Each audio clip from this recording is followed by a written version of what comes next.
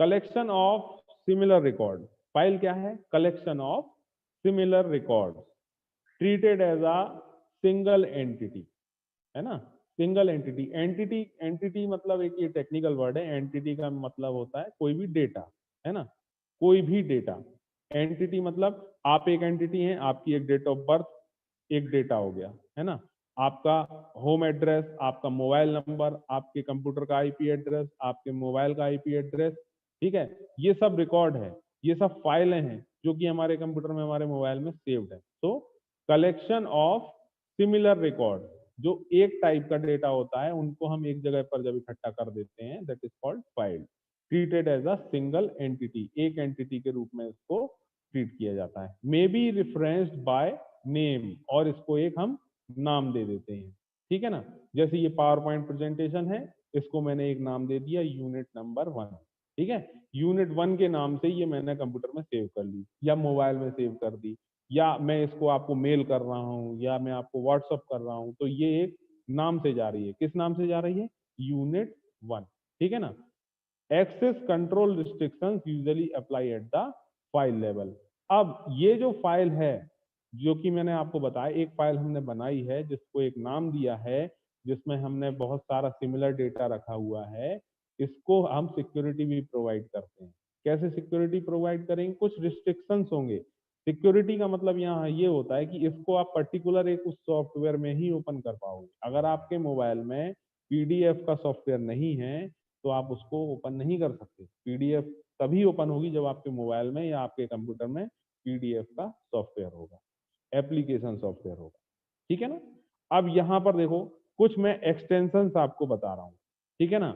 Extension, extension क्या होता है? जब भी कोई फाइल हम सेव करते हैं तो फाइल को आपने तो नाम दे दिया, आपने नाम दे दिया फाइल को विवेक, ठीक है ना, लेकिन वो फाइल विवेक के नाम से तो सेव होगी, लेकिन विवेक के आगे उसमें कुछ ना कुछ एक्सटेंशन लगा होगा, ठीक है। मानने की बात, अजय ने एक रिज्यूम बनाया या प्रभाकर ने एक रिज्यूम बनाया, ये रिज्यूम को आपने अपने कंप्यूटर में सेव किया। आप उस रिज्यूम को सेव करोगे अजय रिज्यूम के नाम से या प्रभाकर रिज्यूम के नाम से, लेकिन वो फाइल जो बनेगी वो बनेगी अजय रिज्यूम डॉट DOC, ठीक है ना। DOC का मतलब है यहाँ पर डॉक्यूमेंट, ठीक है। क्यों है? क्योंकि हमने एक डॉक्यूमेंट बनाया है।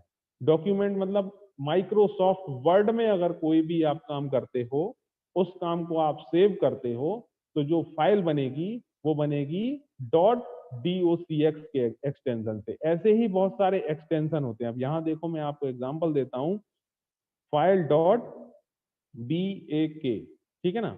बैकअप फाइल, क्या लिखा आ रहा है? Backup file. मानने की बात, आपने अपने मोबाइल का या आपने अपने कंप्यूटर में रखे हुए डेटा का बैकअप लिया।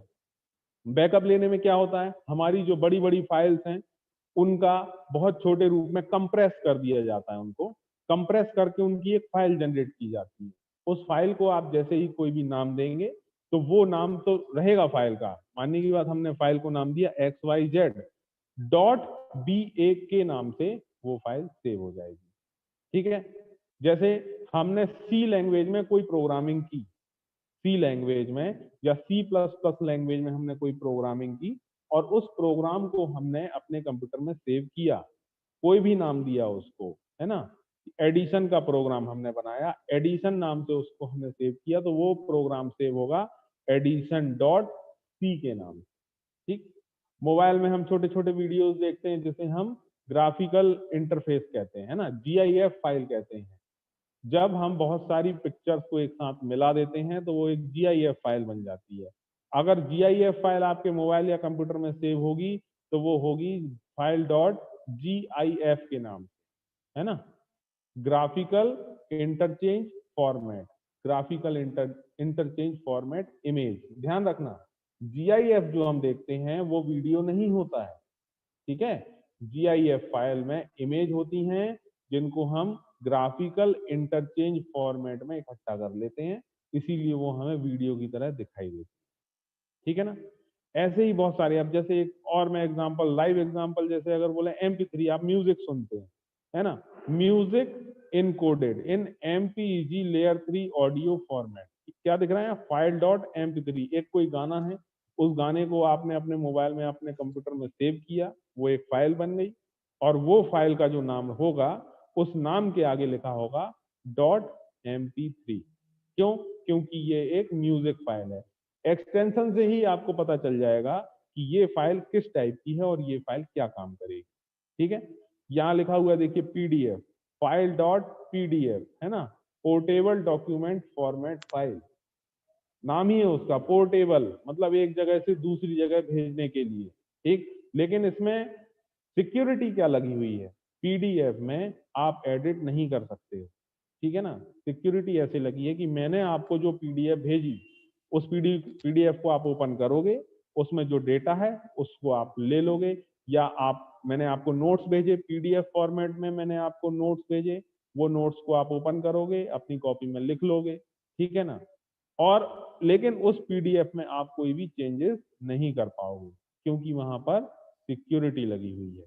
ठीक है ना, जिप फाइल देखो यहाँ, file dot zip compressed archive, compressed archive, that is called zip.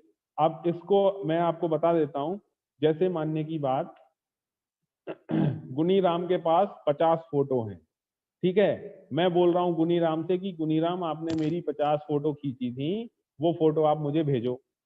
ठीक, अब गुनीराम मुझे व्हाट्सअप करेगा, व्हाट्सअप में मेमोरी ज्यादा लगेगी, लेकिन मैं कह रहा हूँ कि मेल करो मुझे व्हाट्सअप, मेरे पास व्हाट्सअप नहीं है, आप तो मुझे मेल करो।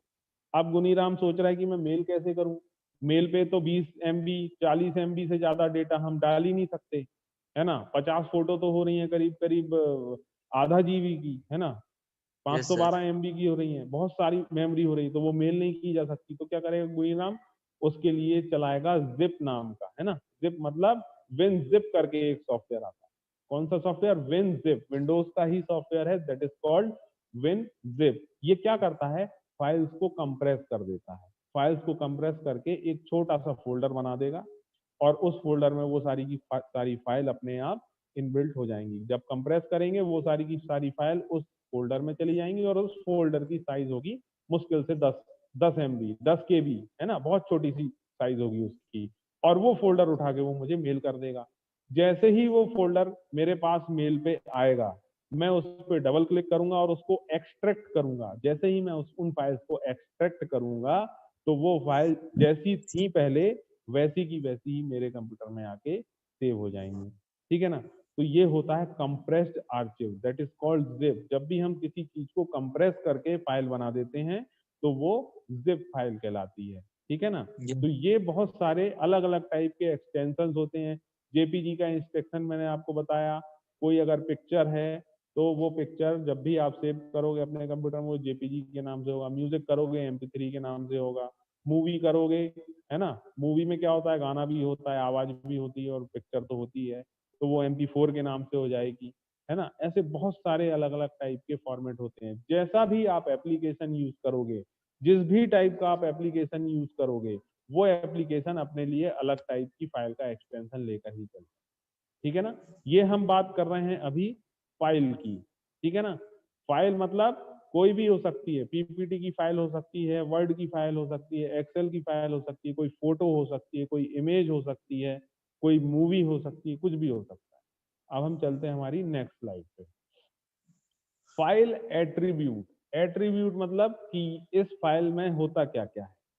अगर हम किसी फाइल को बना रहे हैं तो वो फाइल के कह सकते हैं एट्रीब्यूट, आदतें क्या हैं, है ना। जैसे किसी भी एक व्यक्ति है, उसके कुछ एट्रीब्यूट होते हैं कि ये व्यक्ति भाई बहुत अच्छा इंसान है, बहुत अच्छा बोलता है, बहुत अच्छा पढ़ाई करता है, बहुत अच्छी गाड़ी चलाता है, तो ये क्या होगा, उस व्यक्ति के एट्रीब्यूट हो गए। वैसे ही फाइल के भी एट्रीब्यूट होते हैं, है ना। तो वो फाइल के जो एट्रीब्यूट है वो यहाँ पर मैंने लिखे हैं, देखिए आप यहाँ ध्यान से, protection, password, creator, owner, read only flag, hidden flag, system flag, archive flag, हर एक एट्रीब्यूट का अपना एक अलग काम है। और ये एट्रीब्यूट को बताने के लिए मशीन लैंग्वेज में 0 एंड 1 का यूज होता है ना। देखो यहाँ लिखा है, मानने की बात, रीड ओनली फ्लैग, जैसा इसका नाम है रीड ओनली, आप इसको सिर्फ पढ़ सकते हो, है ना, आप इसमें एडिटिंग नहीं कर सकते हो। रीड ओनली फ्लैग क्या करेगा, 0 फॉर रीड और right and 1 for read only. अगर वहां 0 इंस्ट्रक्शन है तो आप वहां रीड भी कर सकते हो और राइट भी कर सकते हो, और अगर वहां वन इंस्ट्रक्शन है तो आप उसको सिर्फ और सिर्फ रीड कर सकते हो, ठीक है ना। Hidden flag, system flag, ASCII, binary flag, ठीक है। इस टाइप के बहुत सारे अलग अलग एट्रीब्यूट्स होते हैं जो कि इसमें फाइल को किसी भी पर्टिकुलर एक फाइल पे वर्क करते हैं। हर एक फाइल के आपको ये वाले एट्रीब्यूट जरूर मिलेंगे। जैसे सबसे पहला ही देख लें हम, यहाँ लिखा हुआ है protection. Who can access the file and in what way, कौन फाइल को एक्सेस कर सकता है और किस टाइप के एप्लीकेशन पे वो फाइल खुलेगी, है ना। तो ये उसका एट्रीब्यूट है। जैसे मैंने आपको बताया पीडीएफ है, पीडीएफ फाइल का एट्रीब्यूट क्या है कि वो पीडीएफ रीडर में ही खुलेगी। आप सोचो कि नॉर्मली आपके मोबाइल में आ जाए वो फाइल और फिर खुल जाए, नहीं, ऐसा नहीं हो सकता, ठीक है। हमें अपने मोबाइल में, अपने कंप्यूटर में पीडीएफ रीडर हमें इंस्टॉल करना पड़ेगा, तभी वो खुलेगी।